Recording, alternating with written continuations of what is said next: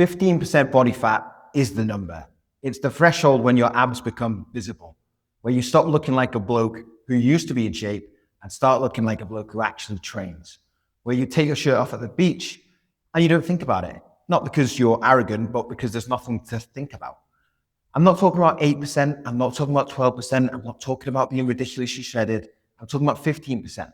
Here's why that specific numbers matters for guys.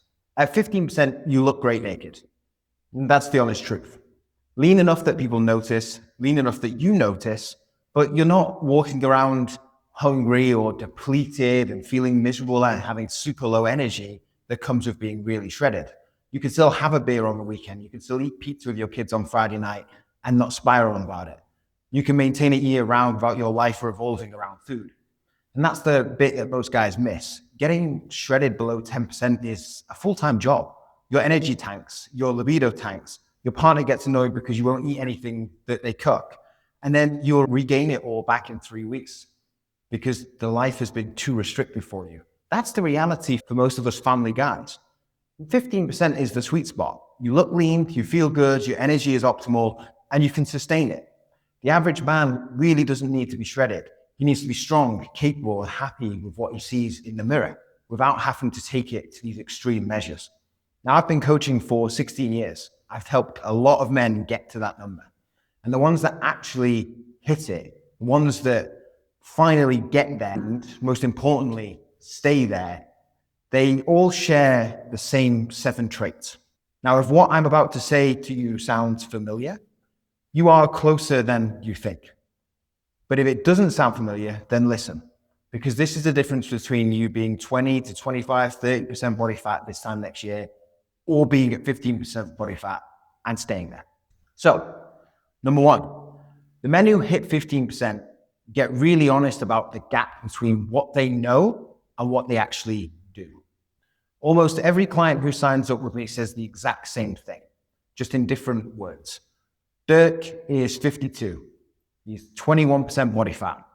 He has a rogue home gym setup that most people would kill for. And on his intake form, when he signed up to work with me, he said, I generally have the knowledge to know what to do, but not the willpower or the accountability or the systems to stick with it.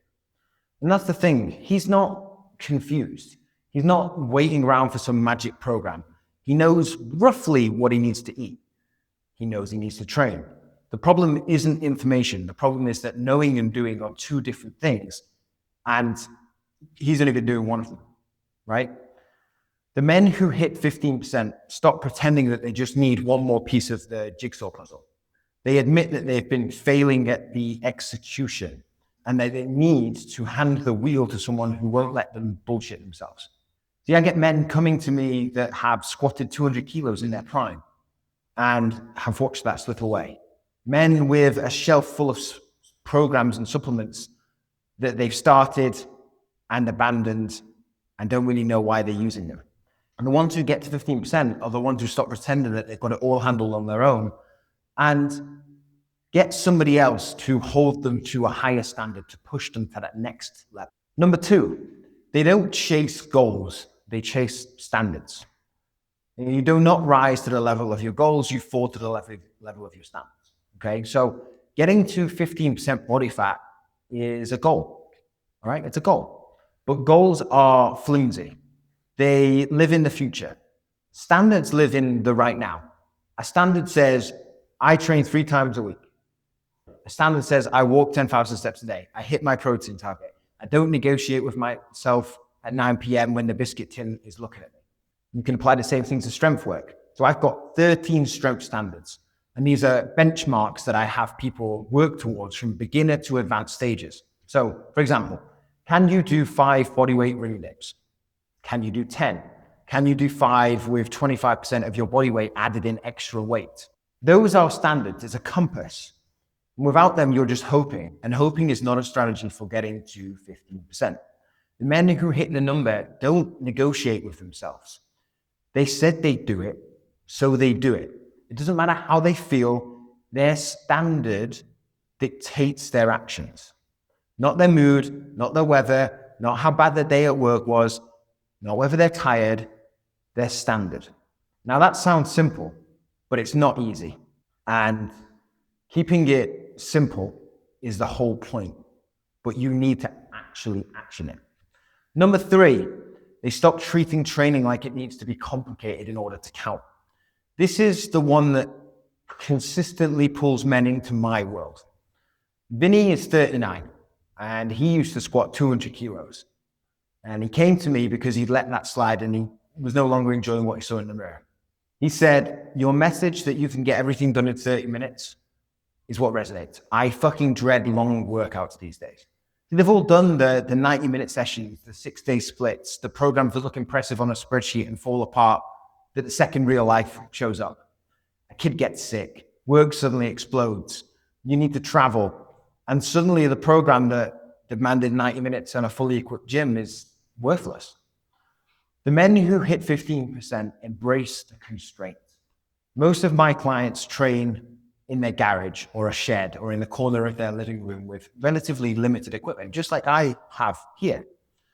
Ian is 59. He is working on his first pull-up, training under a bar that he bolted through the garden shed wall. See, the constraint isn't necessarily a compromise, it's the advantage. It forces you to do what actually matters. You have to learn to embrace that. Number 4, they are coachable. This separates the men who hit the number from the men who don't, probably faster than anything else. I give honest, direct feedback to people. The men who get to 15% want that honest, direct feedback. They want to be told what they're doing wrong and why they're doing it wrong, not validated on what they're doing right all the time. They know their strengths and they need someone who's going to help them with their weaknesses, push them and encourage them and call them out. The ones who never get there get defensive. They're convinced themselves that they already know everything. Now, there's an old saying, you can be right or you can be rich. The same thing applies here. You can be right or you can get to 15% very fast. Pick one. Compliance is often the bottleneck. The gap between where you are and the number you're trying to get to isn't informational. You don't need another podcast episode. You don't need a different program.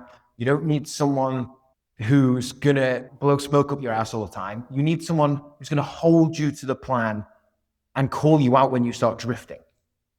One of my clients, Steve, described working with me better than I ever could. He said, casual and relaxed, but if you're looking for a babysitter, go somewhere else. He'll point you in the right direction, but you will need to find the mindset to follow what he tells you.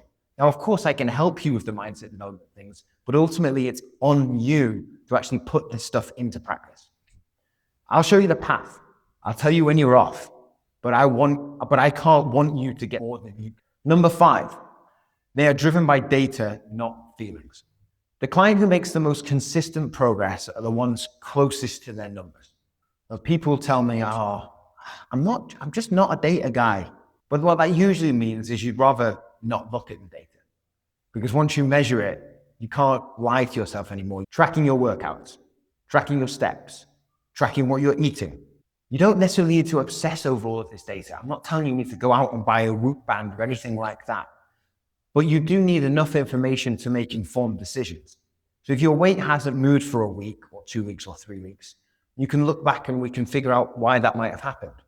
You know, maybe your steps were down, maybe your sleep was shit, maybe you had sick kids, maybe you've eaten more food than you've actually logged, you've not been tracking all of the snacks that you've been grabbing. Now you're problem solving instead of panicking. Now you're adjusting instead of quitting and starting a new program on Monday because you've made an emotional decision based on no data. See, I start every single client with an assessment week when they come in to work with me. We don't change anything.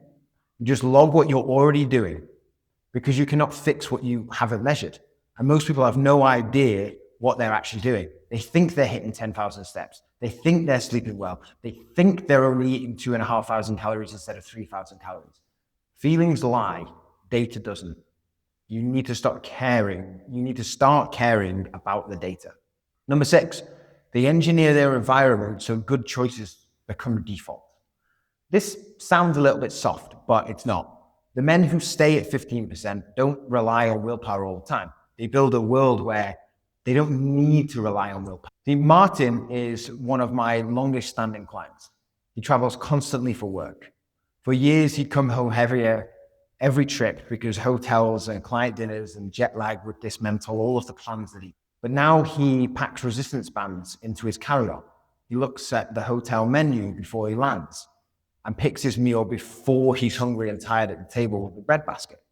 He doesn't negotiate with himself at the airport because the decision was already made. He'd already thought about it. He'd already made a plan. Now that's environment design. It's not sexy. It's a little bit boring, to be honest, but it compounds over time if you implement it. Put your training gear where you can see it. Prep your breakfast the night before. Walk to the shops instead of driving when the food list is short. None of these moves are necessarily impressive on their own, but you stack these little wins together, and they're the difference between getting to 15% and staying at 20, 25, 30%. The men who get there don't leave these things to chance. They engineer a path of least resistance and put it directly under their own feet. Number 7, they are patient. I've saved this for the last point because honestly, only the men still watching this video at 11 minutes and 45 seconds in are actually going to feel this.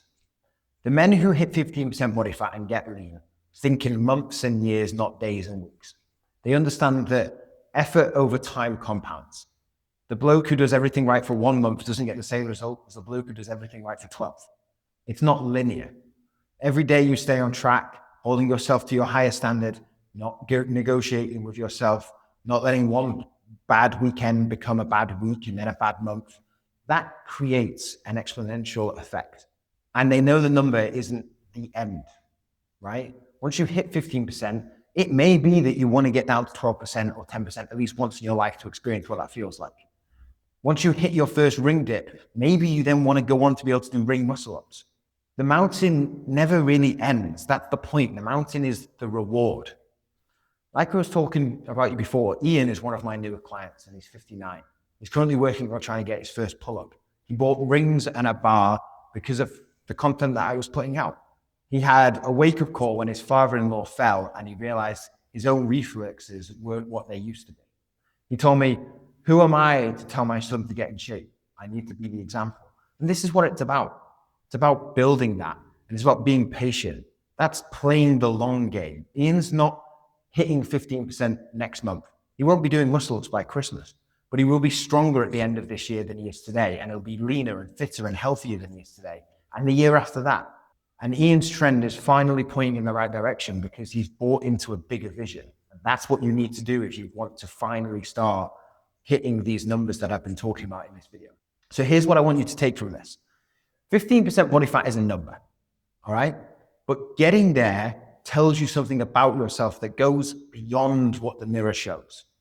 It tells you that you can set a standard and you can hold it, that you can stop starting over, that the gap between what you know and what you do is finally closed. That loop is finally done.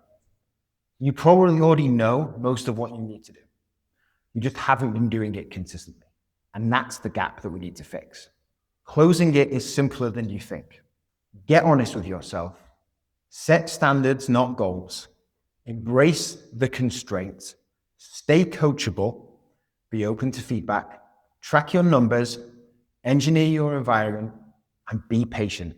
If you do those 7 things, you will get the results that you're after.